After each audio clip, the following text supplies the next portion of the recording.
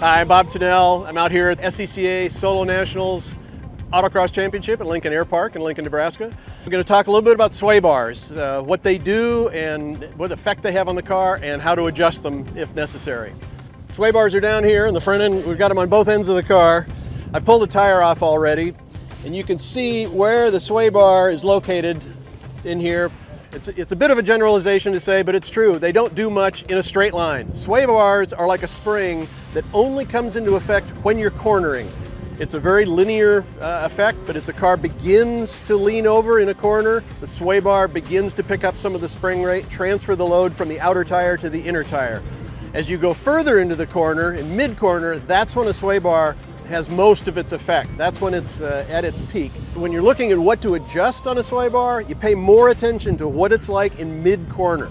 If it's initial turn in or the very end of corner exit, your swaybar is not doing much. You probably need to adjust your springs or your shocks to correct for any deficiencies that you've got there. There's several factors that go into what a swaybar actually does and how stiff it is. The diameter of the material, whether it's hollow or solid, the length of the main arm of the swaybar, the lever arms on the swaybar, the longer they are, the softer the bar is. So there's a lot of things to consider. Number one, you really want to have a swaybar that's adjustable. And the easiest way, there's a number of different ways, but most of them, most aftermarket swaybars for street prepared cars, have holes in the end of the lever arm. If you remember your high school geometry and physics, the longer the lever arm, the more leverage you have against the main part of the bar, the softer it's going to be. So if you want to soften a bar, move your links out to the end. If you want to stiffen the bar, move them into a shorten the lever arm into a shorter hole. The reason you'd want to change one can vary, and sometimes you make changes that are counterintuitive, but in general, if you're trying to increase your spring rate in the front, you would stiffen the bar in the front. If the car is not turning in, it's not as responsive as you want, or in mid-corner, you just need a little more grip, you might want to stiffen the bar. Sometimes softening the bar will help. It all depends on the balance of your car, front-wheel drive, rear-wheel drive. I encourage you to test everything.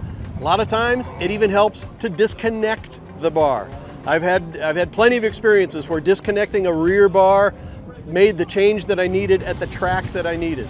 And this applies not just in autocross, but track days, time trials, road racing.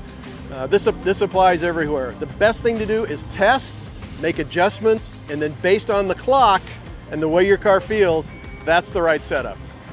Having an adjustable sway bar is just one more tool in your toolbox that you can use to tune the car. But more than anything, get out there and test. Get your seat time. Know what your car is going to do under different circumstances and know what it's going to take to have the most fun. That's the most important thing, is get out there, get the car to handle the way you want, and have fun.